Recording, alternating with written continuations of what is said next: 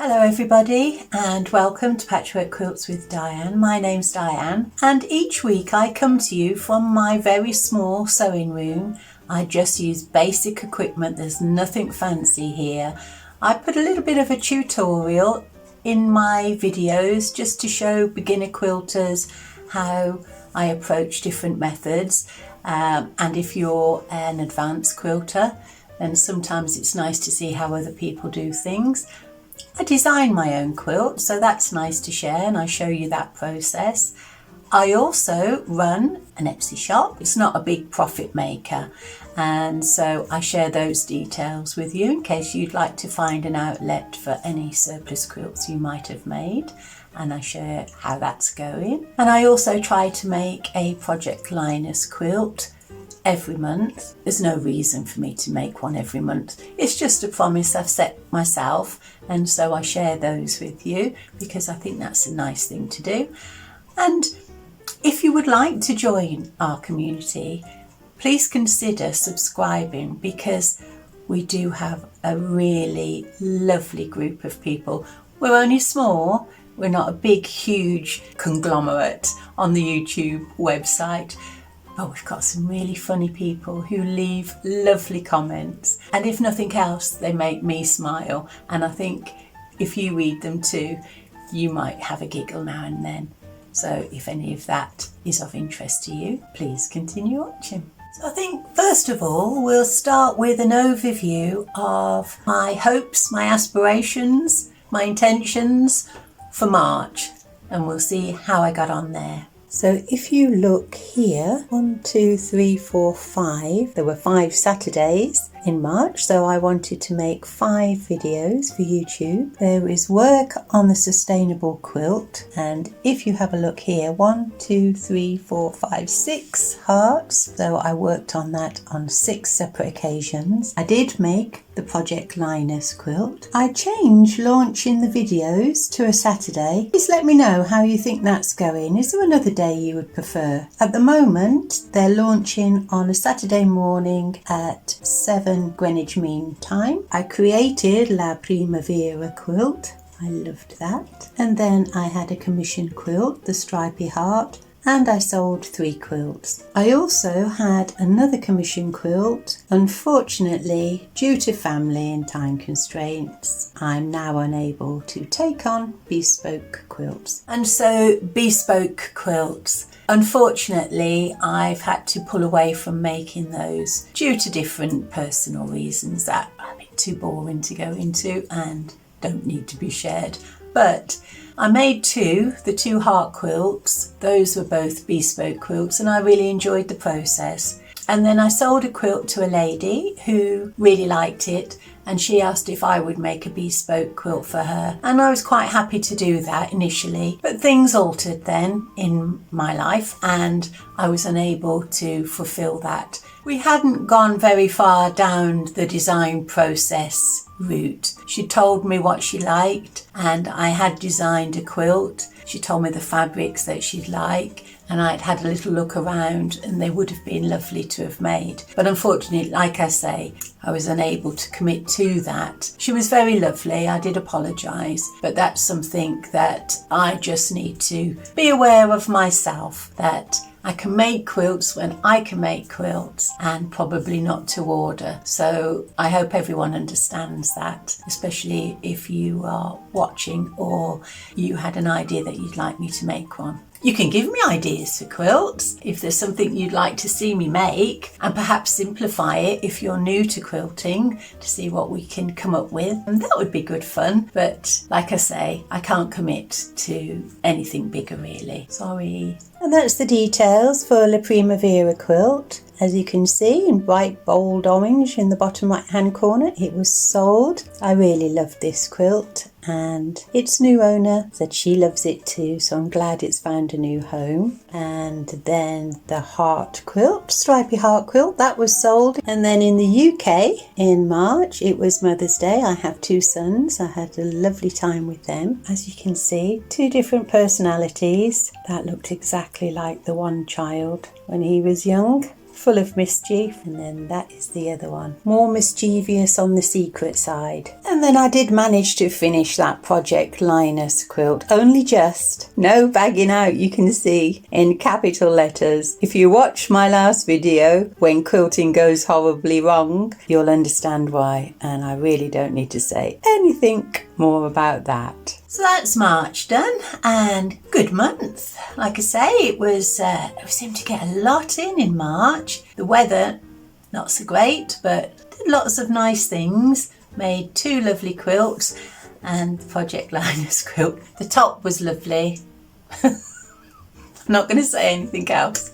If you want anything else to be said about that, you need to go and find out yourself, because I'm not going back down that road. So now let's have a look at my Etsy results for March. The reason I share these is because I know a lot of people make quilts that become surplus and have thought about selling quilts and trying to find an outlet for them. For me, Etsy is perfect because it's a website where everything is done for you. They are now leaning towards the handmade maker again, so that's good news. There's less of this being drowned out with cheap imports. They are still there, but people are now recognising the significant importance of a handmade item that we all make and should be very proud of. And so anyway, I do have this Etsy shop. It is not a huge business. I'm not in it to make a business. Luckily, I am retired and things are okay. You know, you could always have a little bit more, but they could always be a lot worse than they are. So I have enough money to live. I have enough money to buy my fabric and keep my sewing machine going. So what else does a girl need? Nothing really. So let's have a look at these Etsy figures. And I offered to share with you details about my Etsy shop. So there was an improvement in the total views for March over February. The same with visits. I made 3 sales. I made 1 Project Linus quilt. I had revenue of £335. Etsy traffic was 58% and direct traffic is 42%. And as you can see, I've already put my green pea on the bottom for my Project Linus quilt. So if you're new to quilting or you're not a quilter, I know some people are watching just for the interest really of looking at someone else's hobby. I do that, do you? I'm looking at renovating old properties, one in Scotland, one in Ireland, one in Portugal. I have no intention of ever doing that. I just haven't got the years left in me to go and renovate a building like that. But it's so interesting. I mean, I'll never need to put a roof on an old house or to take out the old lime mortar on an old stone building, but I'll know how to do it if I needed to. It's really interesting. So like I say, people are watching and who aren't quilters, and you might look at my Etsy shop and see those sales and say, oh, that's quite a lot of money. But if you're a quilter, you know how much quilting costs. There's hardly any profit at all in my quilting. What I do in my shop is to cover the cost of the fabric so that I can buy more fabric and a little bit extra for notions that we need to buy and the upkeep of my machine. So that's all really I'm covering the costs of. So no holidays in the Bahamas for me on the profits of my quilt making. And Ginger Tea contacted me and offered some tips for selling on Etsy, and I'm very grateful for that, and I'll pass those on now if you don't mind. What she mentioned was somebody she knows sells quilts on Etsy and found that selling smaller quilts, children's quilts, did better than selling larger ones.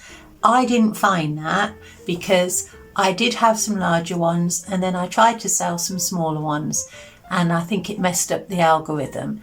So I'm not 100% certain why that didn't work, but you can open more than one shop. So if you are considering wanting to sell on Etsy and you want to sell, say, children's quilts, perhaps open a shop specifically for that. and another one for other quilts. And if you have any other tips, please share.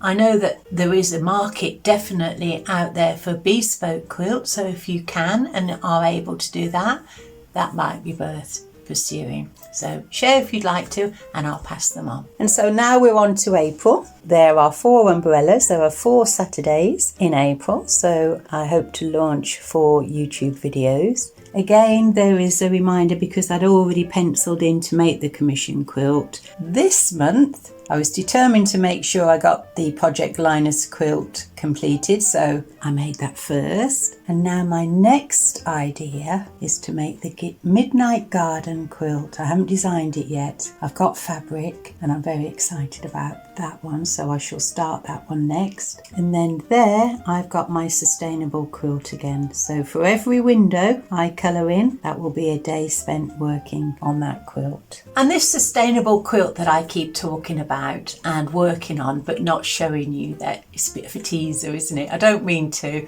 but I can't really show you until I enter it into the competition. I'm 95% sure now that I am going to enter it. The closing date for entries is, I think it's the 12th of June, so I will have finished it by then. I want to get it finished by the end of May at least. It's very time consuming, this project I'm doing, and it's all encompassing. Once I start, I can't stop. It's really enjoyable, but yeah, it's something that I am filming, so I will share it with you when it's complete. So I think I will show it. If I don't show it for whatever reason, if there's a big fail that I can't put right and I don't think that it's good enough to enter into the competition, I wouldn't disrespect the category excuse me, of sustainable quilts by showing something that I think is not good enough. So if it's not good enough, I won't enter it, but I will still show you the fail or the less than happy with the quality. I won't call it a fail, that's too negative, but there will be a product at the end. Whether it's good enough for showing or not is another thing. I'm rambling, so I'm stopping now talking about sustainable quilts. So I think now we'll move on to this jelly roll quilt. I love log cabins, I love squares within squares. They're my favourite quilts, they're my favourite blocks to make. I just never tire of them. Wonky ones, straight ones, any way at all ones, I just love them. And I had a few scraps left over in my Project Linus stash, and I decided to put these together. The last time I met with Project Linus representative, Kim, she said that they could do with some that were aimed towards a teenage audience, because some of those children, they're young adults, need a hug too. And so I've made this one, just a lap one, just for a cuddle, perhaps for a teenager. And I'll show you how I made that. And I have a small store of fabric that I keep just for Project Linus. And today I've selected this rainbow collection of fabrics. I don't have any yellow, but I do have a plan. So I have 3 strips of the navy, and then 4 purple, 3 light blue, 3 green, 4 red, 4 pink and 4 orange. And these strips measure 42 inches, and so I've just done a quick calculation to see how much fabric I've got in inches. So the navy blue was the last row in the square within a square quilt that I've planned, so that'll be the most fabric used, and I needed 126 inches for that. So each of these little squares is worth 2.5 inches in the design of this square within a square quilt, and you can see the 4 sides total 126 inches, so I have just enough, and that's what the design will look like. And so if you go to my community page, you will find that simple little diagram. I'll put that there, all the measurements are on there for you, so I know that some people like to follow. And if you do pre-cut all the strips first, you find that you keep it nice and square. You can, if you want to, just start with a centre, sew, and then cut, sew and cut. but you will find probably that you might lose the squareness of the quilt. You can always square up afterwards. Remember, I am a problem solver. That's a little in-joke. If you watch my last video, we're getting our own little in-jokes now. So, back to sensible things. The diagram's there, if you like it, on my community page. And I haven't got any plain yellow, but I do have this yellow honeycomb with bees on, and then I have some navy blue with bees on that I could use as a border, and I think that would be lovely for a teenager. So that's what I'm going to do today. So my first step is to cut all these slices of fabric. And for me, maths isn't my most favourite thing to do in the world, so I have made one of these little ready reckoners just so that I can refer back to when I'm counting squares that say represent 2.5 inches on the design. I just have to count up the squares and see what the figure comes to. Then I know how long to cut that strip, and I'll put that on my community page too if any of you would like that. And I think that looks really pretty. It came together very quickly.